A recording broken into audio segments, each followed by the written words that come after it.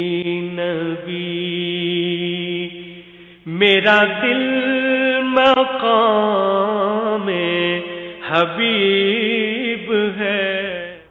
اعوذ باللہ من الشیطان الرجیم، بسم اللہ الرحمن الرحیم۔ خواتین و حضرات، السلام علیکم ورحمۃ اللہ وبرکاتہ و مغفرتہ۔ پروگرام احکام شریعت اور قربانی سے متعلقہ مسائل کے ساتھ ایک دفعہ پھر آپ کی خدمت میں اللہ تبارک و تعالیٰ کے فضل و کرم سے موجود ہیں، حاضر ہیں۔ پچھلے پروگرام میں آپ کو بتایا تھا کہ جانور جو بھی آپ لے کر آئے اس میں بکرا بکری دمبا دمبی میں کوئی آدمی شریک نہیں ہو سکتا، ایک آدمی ایک کی طرف سے وہ ایک بکرا ہوگا۔ اور اس کی دلیل بہت بڑی یہ ہے کہ بخاری و مسلم میں نبی کریم صلی اللہ علیہ وسلم سفر حج پہ جب تشریف لے گئے تو اس کے بارے میں حدیث منقول ہے کہ سرکار نے ازواج مطہرات کی طرف سے گائے کی قربانی فرمائی تھی، اور خود رحمت کونین صلی اللہ علیہ وسلم نے 63 اونٹ نہر فرمائے تھے، چند اپنے دست مبارک سے، باقی حضرت علی کرم اللہ وجہہ الکریم کو اختیار دیا کہ آپ ان کو نحر فرمائیں۔ اور اس وقت رحمت کونین صلی اللہ علیہ وسلم نے اعلان فرمایا کہ ایک گائے 7 کی طرف سے اور ایک اونٹ 7 کی طرف سے کفایت کرے گا۔ اس کا مطلب ہے کہ گائے میں 7 حصے ہوں گے اور ایک حصہ ایک کی طرف سے کفایت کرے گا۔ اسی طرح اونٹ میں 7 حصے ہیں اور ایک حصہ ایک کی طرف سے کفایت کرے گا۔ اب جب سرکار نے گائے اور اونٹ کا ذکر فرما دیا اور بکرا بکری دمبا دمبی کا ذکر نہ فرمایا تو یہ اس کی طرف واضح طور پہ اشارہ ہے کہ چونکہ بکرا بکری دمبا دمبی ایک مستقل قربانی ہے اور گائے کا ایک حصہ بھی ایک مستقل قربانی ہے، تو لہٰذا جب ایک حصے میں 2 شریک نہیں ہیں، 7 حصے ہیں اور ہر حصہ ایک ایک کی طرف مختص کیا گیا، تو جو پھر علیحدہ ایک قربانی ہو رہی ہے جیسے بکرا یا بکری دمبا دمبی، تو وہ بھی ایک کی طرف ہی منسوب کیا جائے گا، ایک سے زیادہ کی طرف نہیں کیا جائے گا۔ لہذا اگر کوئی آپ کو بالفرض ایسی حدیث مل بھی جاتی ہے کہ جس میں یہ کہا گیا ہو کہ ایک بکرا تمام کی طرف سے کفایت کرے گا، اس قسم کی ترمذی میں ایک آدھ روایت ہے، تو وہ روایت اس صحیح ترین روایت کے مقابل آنے کی صلاحیت نہیں رکھتی ہے۔ لہذا ایک بکرا ایک بکری دمبا یا دمبی ایک شخص کی طرف سے ہو سکتا ہے۔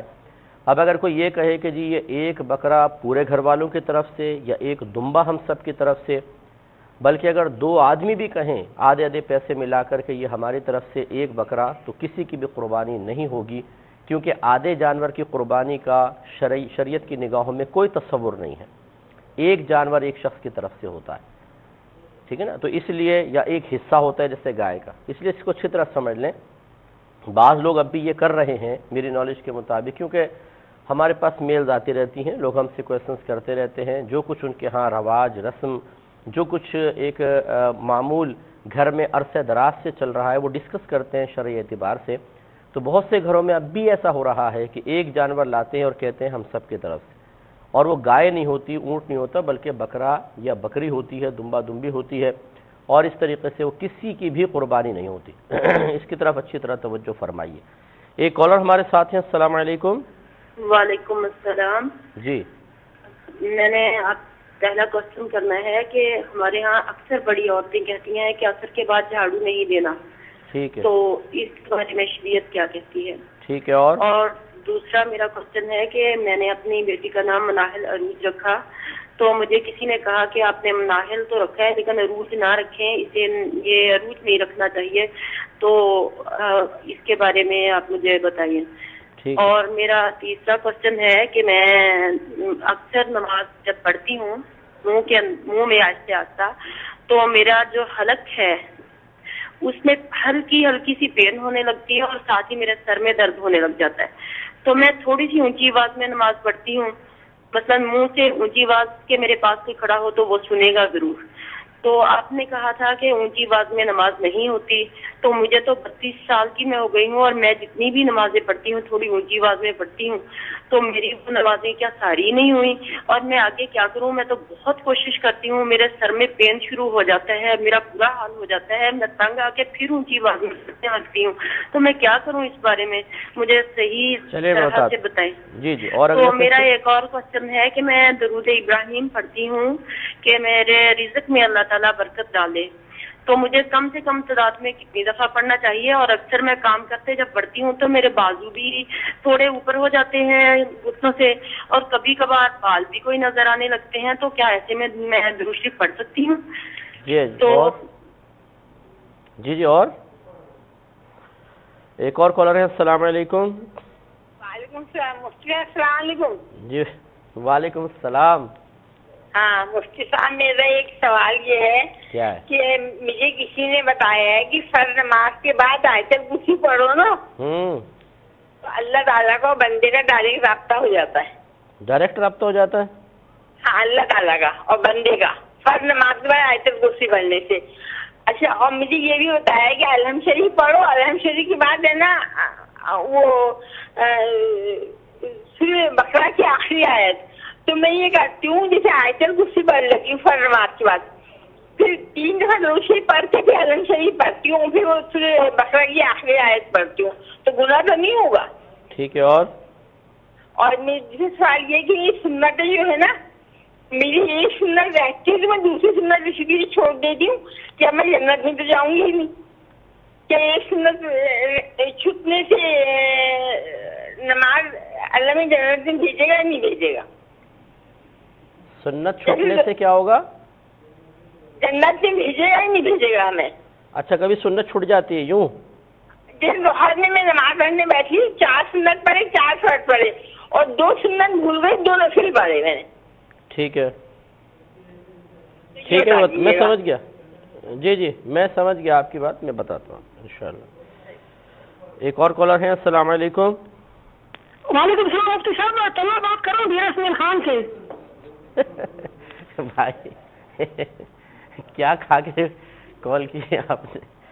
جی ارشاد. کچھ نہیں کھا کے ایسی بات کر رہا ہوں سر. ہاں لیکن اتنی اسپیڈ ماشاءاللہ کی کوئی خاص وجہ ہے؟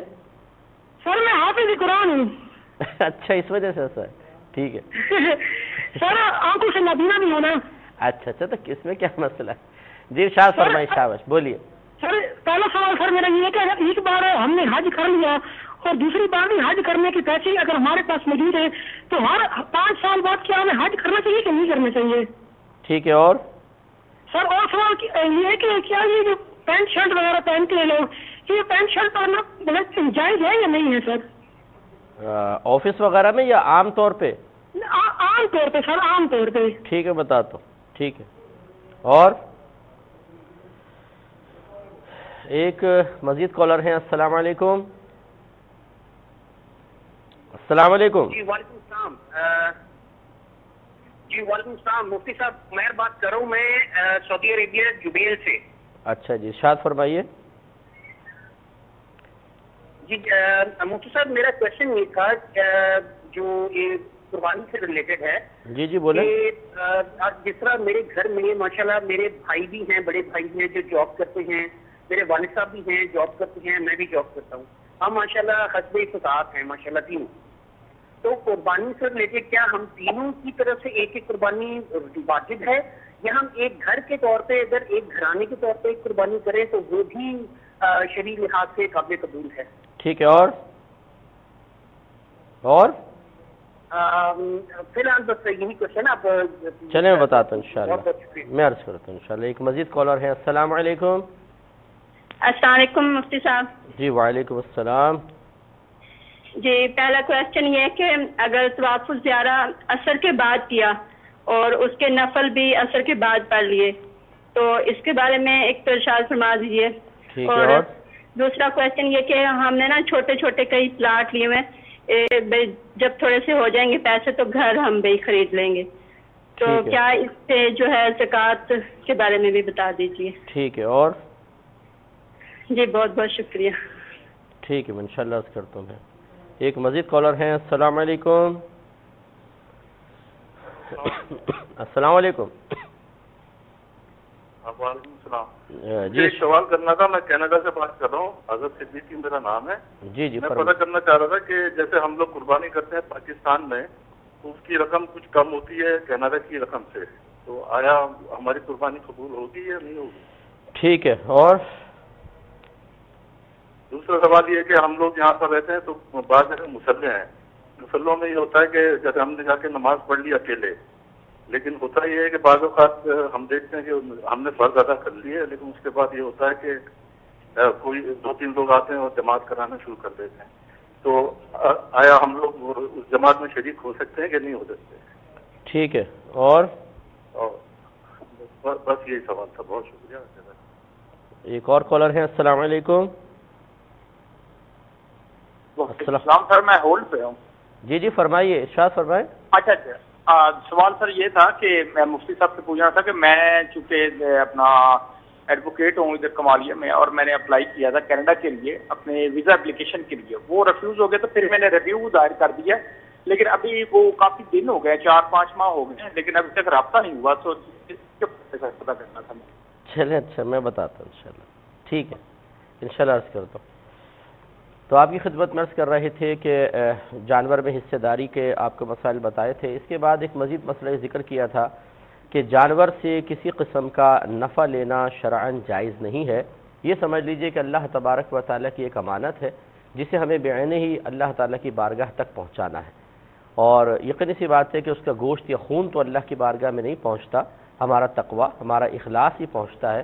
لیکن کہنے کا مطلب یہ ہے کہ جب وہ تمام کے تمام جانور گویا کہ اللہ کے لیے ہم نے وقف کر دیا ہے کہ ہم اللہ کے لیے قربانی کریں گے، تو اس سے قربانی سے قبل کسی قسم کا نفع نہیں لے سکتے ہیں. ہاں قربانی کے بعد جب ذبح ہو گیا، اللہ تعالیٰ کے لیے جو عمل کرنا تھا وہ عمل مکمل ہو گیا، تو پھر وہی بندوں کے حق دوبارہ اس سے وابستہ ہو جائیں گے اور ہم اس سے جس قسم کا چاہے نفع لے سکتے ہیں.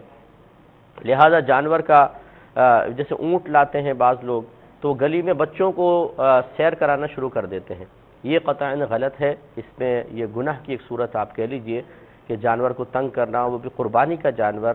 اور بعض اوقات اس میں گناہ کی صورت کے ساتھ یہ چیز ضرور شامل ہوگی کہ باعث تکلیف ہو جانور کے لیے، کوئی مار رہا ہے، کوئی دم کھینچ رہا ہے، کوئی دھکے دے رہا ہے، یہ چیزیں صحیح نہیں ہے، اس سے اجتناب کرنا چاہیے. اسی طریقے سے بعض اوقات دودھ والی گائے ہوتی ہے، گھر پہ لے آتے ہیں، وہ دودھ دینا شروع کر دیتی ہے، تو وہ دودھ نکال لیا، جو دودھ پی لیا، چائے بنا کے اس کو چائے کے لیے استعمال کر لیا، یہ چیزیں شرعاً جائز نہیں ہیں.